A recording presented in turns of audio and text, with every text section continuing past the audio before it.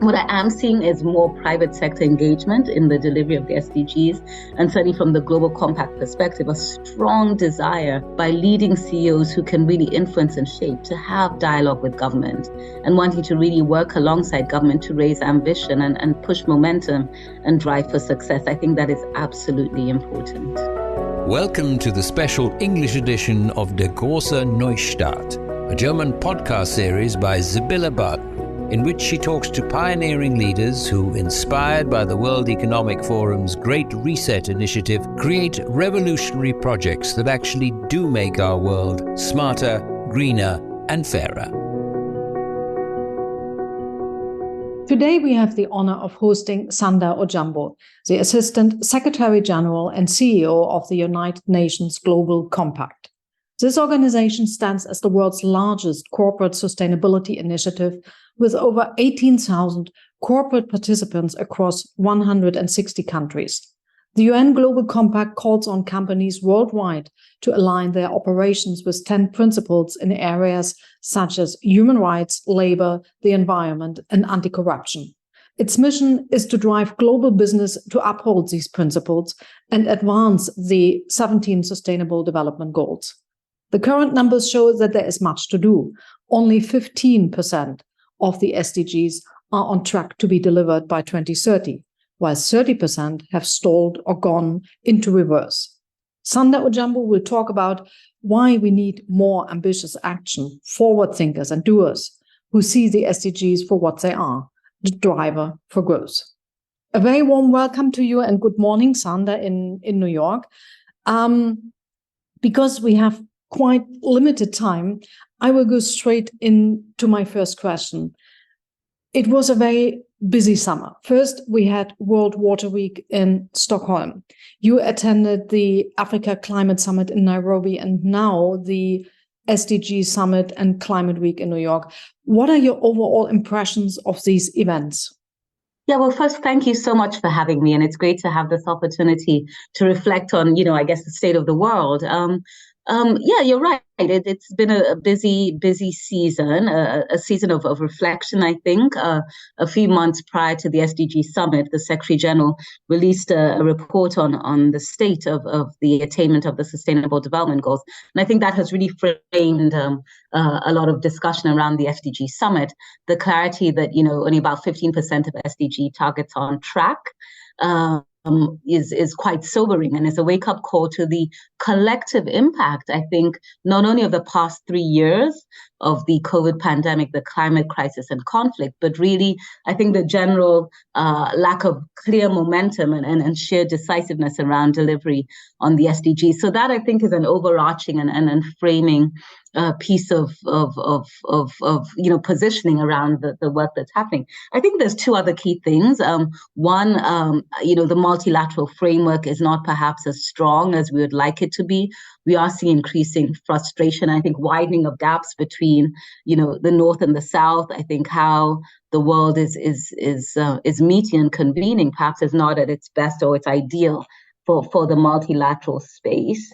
So widening inequalities, widening gaps. And then I think an overarching other narrative really is just around the financial architecture and the fact that even though we are clearly united around the need for a just, inclusive, and sustainable climate transition, energy transition, food systems transition, we recognize the potential for the digital transformation. I think the fact is that given the current financial architecture system, countries and economies that need to borrow to be able to finance these transitions, unable to do so on terms that are just and equitable. We're in an era of hyperinflation. There is a liquidity crisis that many governments are facing. So we stand at the cusp of opportunity, but are lacking the financial muscle or the investment climate to be able to do so. I think for me, those would be my three big pieces, that the SDGs are off track, that there is a widening gap between North and South, and the financial architecture at present isn't robust enough. Financial and investment climate, I think I'd put those three together. Yes. We will come back to the financial architecture in a moment. Let's just dive briefly into the Water Week in Stockholm. Because regarding the issue of clean water scarcity, we have at the moment around 2.2 billion people worldwide who lack access to safe drinking water. And approximately 4.2 billion people lack access to safely managed sanitation services. That is every second person. Where do you see hope and progress? Yeah, I mean, those statistics are indeed dire. Lack of access to safe drinking water. I mean, just that's a first. I think water obviously is used for a lot of other things: agriculture, supporting education. Near access to water liberates a lot of women and girls from the simple chore of having to go and gather water. Water is so critical to a lot of business operations, but this needs to be done sustainably. So water is, a public good that I think perhaps isn't valued or priced enough to make sure that it's used appropriately. Where do I see hope? I see within the work in the context of the Global Compact, we have a strong private sector coalition, the Water Resilience Coalition. We had some meetings here on the margins of the SDG Summit, really driving up support from the private sector to achieve a net positive water impact by 2030.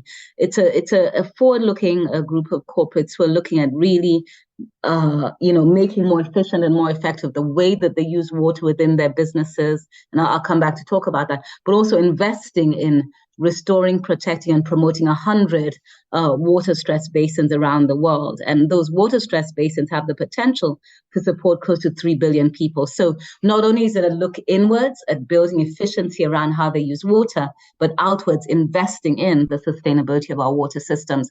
Some incredible work going on, in the textile or fashion industry, just looking at more efficient ways of using water, using less chemicals in the productions processes.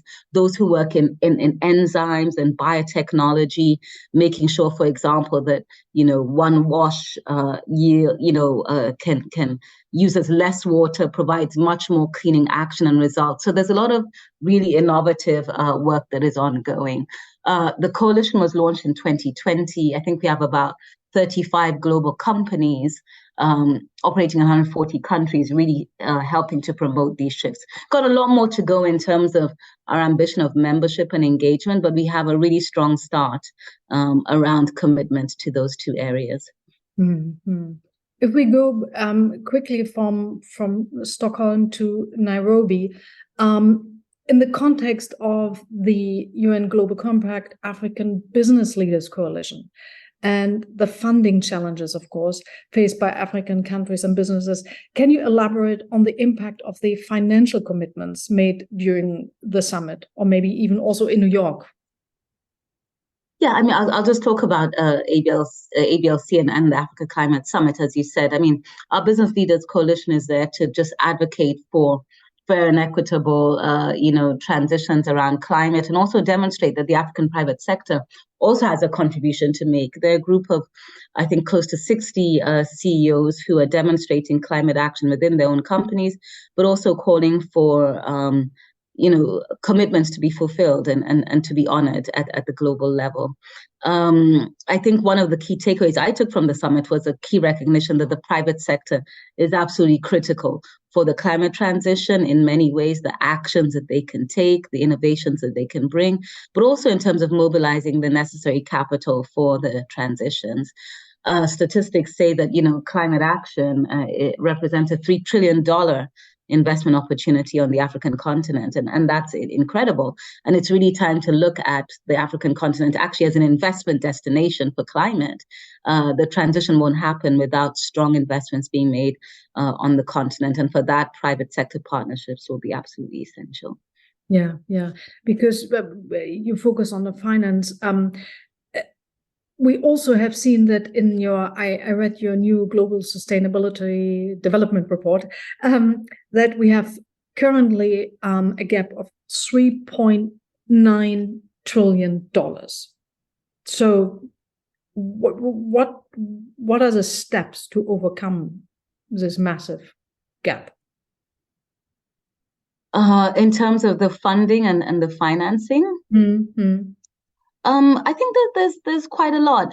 It sounds like a lot, $3.9 trillion, I think it's very clear that investments are definitely not flowing enough. I think there's really the opportunity to make sure that subsidies and incentives are flowing in the right place. In terms of financing.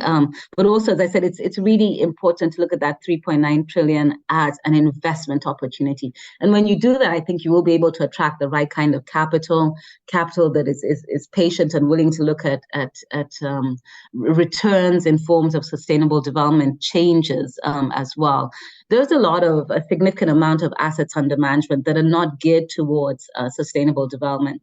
There's stranded assets, there's underinvested assets. I think we need to present the SDGs and what lies under there as projects and partnerships as true investment opportunities. And I think we can then therefore attract this 3.9 trillion or even more. I think for me, that's the first. The second is really to look at incentives, as I said, right now, statistics say that more incentives go towards, subsidizing the fossil fuel industry, for example, than as subsidizing clean, green energy. What do governments need to do to negotiate, to legislate, to shape and influence behavior in that regard so that incentives go towards more sustainable opportunities.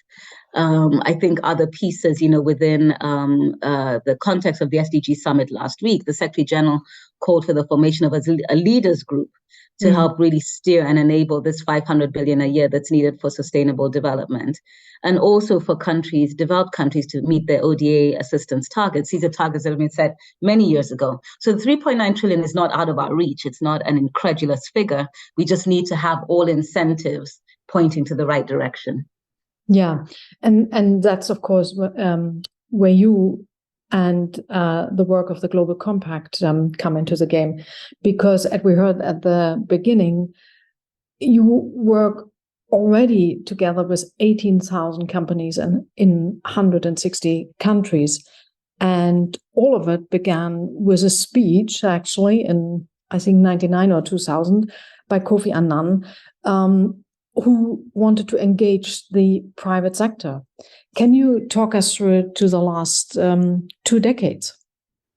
Sure. I mean, it's indeed, we were formed in I think it was in Davos in 1999 when SG Kofi Annan spoke about the formation. We were formally created in July 2000, so just about 23 years old.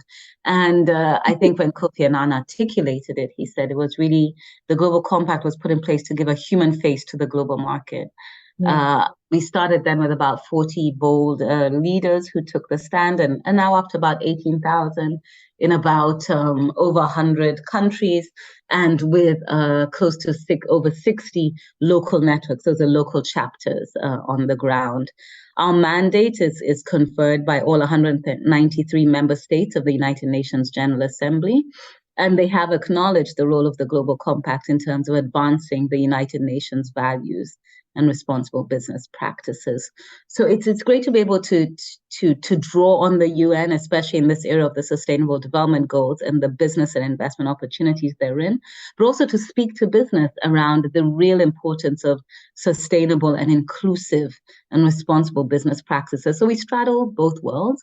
We are anchored in 10 principles of the Global Compact that are around human rights, labor, the environment, and anti-corruption, that we firmly believe are the foundation of any good business, but they also give a competitive edge to business. And I think that's very important as well. So it's not simply principles for principles' sake. Businesses that have sustained over time and through economic or political shocks or others are ones that have been able to have principled businesses that rely on responsible business practices and behaviors. I took in summer one of your SDG course at the UN Global Compact Academy, which was great. Can you share a little more about the Academy, its purpose, and who can participate? Okay. Oh, great. Well, glad that you are officially an Academy graduate. I hope it was worth it for you. So the Academy is our leading edge learning platform that provides business leaders, practitioners, skills and knowledge to move their companies further, faster in understanding and implementing the 10 principles of the Global Compact, as well as driving forward the Sustainable Development Goals. All employees of all companies that participate in the Global Compact have access to the Academy, as do some of our government partners and other key partners as well who want to access content. I think we've had a staggering close to 70,000 participants in the Academy over the last year. And it really does demonstrate that not only for the, the on-demand, the archived content, but also for our new and released content, there's true relevance. So the Academy helps build knowledge within companies, within employee bases, but also helps us, I think, build our overall strategic intent of making sure companies can be more responsible and sustainable in their work. Mm-hmm. And it always sounds good that companies sign up for partnerships with the UN and they do the course and they pledge and whatsoever. How have you got any observation, any idea of how much they actually implement? Oh, yeah, absolutely. And that is actually really important, because we're not sort of offering content or training for training's sake. What is really important is how do companies then use these skills and knowledge to drive it forward. And there's a couple of things. I mean, I can talk about some of our work in climate, and I'll also talk about gender, just as concrete examples. I think any Academy courses we've offered around climate have first created the knowledge about what a climate or environmental footprint looks like within a company, what they need to do to make it more clean, green, and efficient. And then thirdly, depending on the nature and scope of their emissions, to then see how they can use science-based targets to be able to create pathways towards transition. So, that's the practical steps that we would take. So a company would, for example, take a course, understand their footprint, see what actions they can take, and then depending on their emissions and the nature of their emissions, then ultimately sign up for Science-Based Targets Initiative and be able to drive those pathways forward. Or if they're not that level of emitter, then certainly still take key actions to green their operations as they go forward. So clarity on what Scope 1, Scope 2, Scope 3 emissions are and the actions they need to take. Let me talk a little bit about gender, where we've also worked around our women's empowerment principles and use those as a lens to assess a number of things, not simply, what the gender balance is in an organization, but whether there's meaningful participation, whether there's equal pay for equal work and equal opportunities across genders, for example. So companies would then do a gender gap analysis, and tools are provided.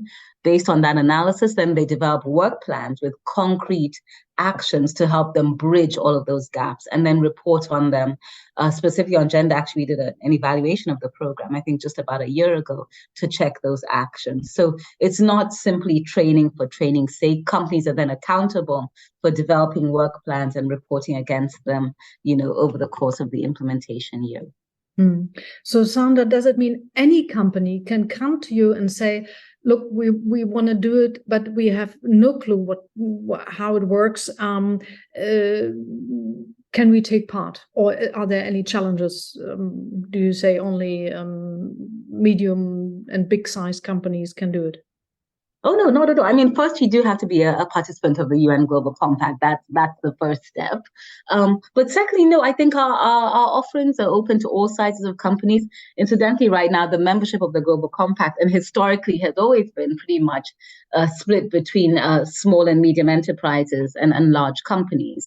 And also just recognizing that most large companies or multinationals actually have SMEs in their value chains as well. So, I think what's unique about the Global Compact is our membership spans a very broad scope of companies as a whole.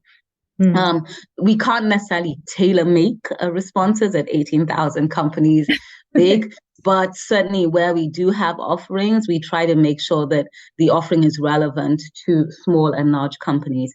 Last year, it's been over about a year, we launched our SME program, specifically looking at the small and medium enterprise sector, simply because we felt that there was a need perhaps to tailor-make some of the offerings to fit into this sector as well. But by and large, everything is applicable to all sizes of companies.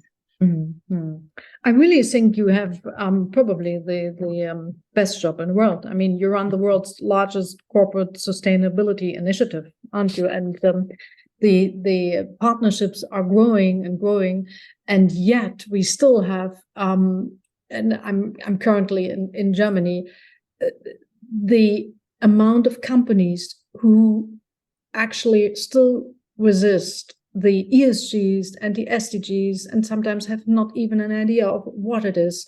What can they do? What is the first first steps they can do towards you? Yeah, and I think you said it right. At 18,000 companies, it's literally a drop in the ocean. There's millions of companies around the world. And so I think the task at hand lies in, first of all, examining the ecosystem. I believe, there's immense opportunity for the Global Compact to grow, but we do want committed leaders. So that's why the CEO sign-up is absolutely important. This isn't simply about joining the Global Compact or a movement. It's about real commitment from the CEO level to effect change. And I'm really grateful to have some bold, forward-thinking CEOs who are not only showing leadership within the Global Compact, but also influencing their peers, their value chains and supply chains to model, responsible and bold leadership and responsible business behavior. So I think that's the first. I think the second is really to acknowledge that there are some fundamental challenges to the ESG movement. I think primarily in the US, and really understanding what lies at the heart of it, and seeing what the most appropriate responses are and should be. I just think that there is no reason why society should be divided, why inequality should widen. There is a climate crisis. We see it around us every single day. From floods to heat waves to tornadoes to wildfires. There is no doubt there is a climate crisis, and there is the firm need for action on that. So, I think whatever it takes to be able to convince and get more leaders involved and engaged, I think is absolutely important. The other factor to look at is regulation. I mean, you sit in Europe, as you said, where, there's immense regulation ongoing. There's a very rapidly evolving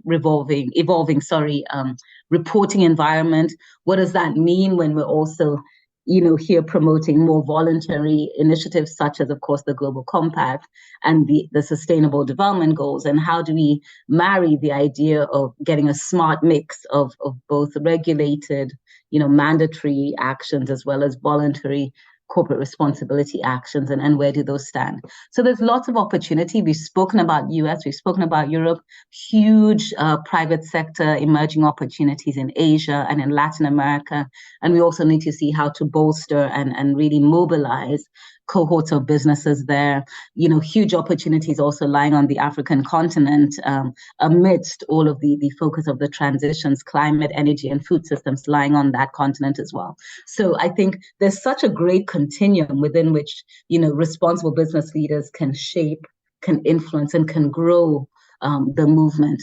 But I think what is most interesting, Sibylla, is the fact that CEOs now want to be engaged. I can't tell you how many CEOs we meet who say, how can I lend my voice? How can our company demonstrate action and influence and shape? And I think that's where it's really important. CEOs are calling out to have more dialogue with government. They want to raise ambitions to make sure that policies and incentives are in the right place.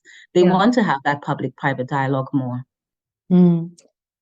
Sanda, I would really like to ask you a couple more questions and go back to the financial architecture you were talking about at the beginning.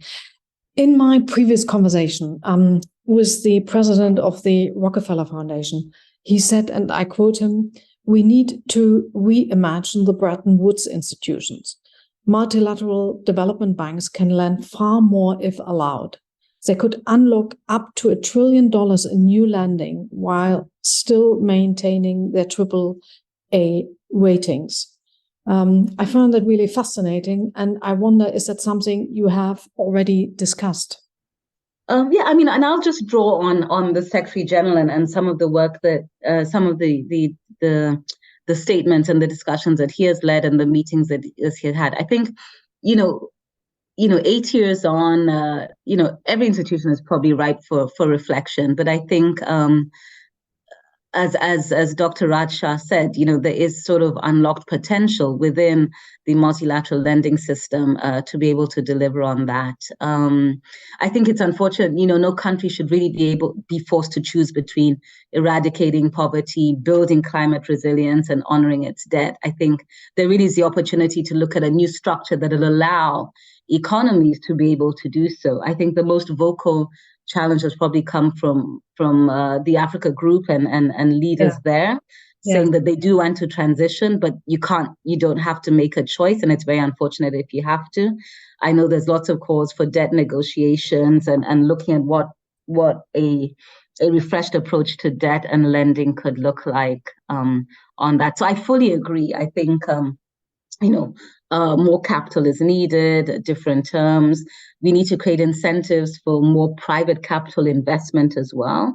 I think often terms, the countries where we seek to see the most progress on the transitions are also not necessarily rated for positive investment climates. And there needs to be a question around how ratings are done and what opportunities can be unleashed by relooking at what country analysis risk ratings look like as well.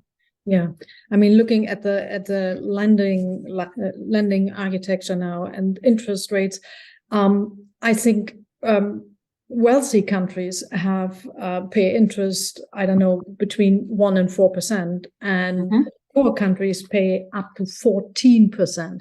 That cannot be right by any means. And so, is there movement? Do you see movement that they write off the debt or they change the conditions? Or well, it's not an area that we particularly engage in very directly as the Global Compact, but I think from discussions and even the SG is leading the charge on this one, as well as many other leaders who are truly invested in creating a more equitable lending and investment environment. But I do see movement. I think if I can quote, 2 or 3 years ago, perhaps this wasn't on the agenda, but now, and looking just even most recently at the Paris summit, where we had leaders such as Mia Mottley, I think President Macron and others really raising and lending their voices to this. Again, coming to the SDG summit was a topic of discussion. We also held, as the Global Compact, the Global Africa Business Initiative convening, where we had a great panel with the leaders of the IFC, with the African Development Bank, as well as the President of Kenya and Gail of the One campaign, also speaking out about it. So if anything, I mean, one clear piece of momentum is it's on the agenda, voices are leading the charge. And I think it's really over to the institutions to see what opportunities there are. Sanda, okay, I know you're very busy, you're very much in demand, and I promised my last question. I would ask you a more personal question, because you previously worked in the private sector at Safaricom, right, in Kenya? And so you worked private sector, development, and United Nations. You have a very good idea what's going on in the world. Where do you see the challenges? And what is working well? I think across all of those sectors, and it has certainly spanned 20 plus years, I do feel that what is really working well, or where the real opportunity lies, is the SDGs as the North Star. I think the framework of the SDGs has been able to unite ambition, action between all of those three sectors, for actually government, and because that's the center of it. So government, private sector, the non-governmental, the NGO sector, as well as the United Nations. I think it's really important to have a North Star. And I truly and firmly believe, in spite of the fact that we have been set back over the last couple of years in terms of success, the SDGs remain the only one thing, I think, that unites all sectors, all countries, all economies towards progress for people and for planet. So I think that for me is one that remains resolute.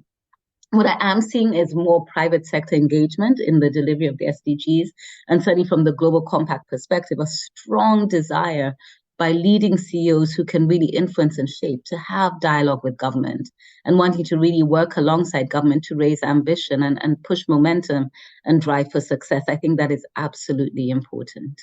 So I think we can summarize that we have the UN Global Compact to breathe more life into the 17 SDGs. You created the foundation for businesses. You have already 18,000 companies by your side.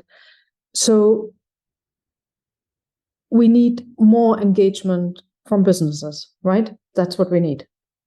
Absolutely. And as I said, I think it's really keen to see, it's great to see the private sector a lot more engaged with government and really driving innovation, technology, consumer, customer knowledge, the desire to drive and engage in public policy, but also to contribute to the SDGs as really key pieces for where we need to go forward.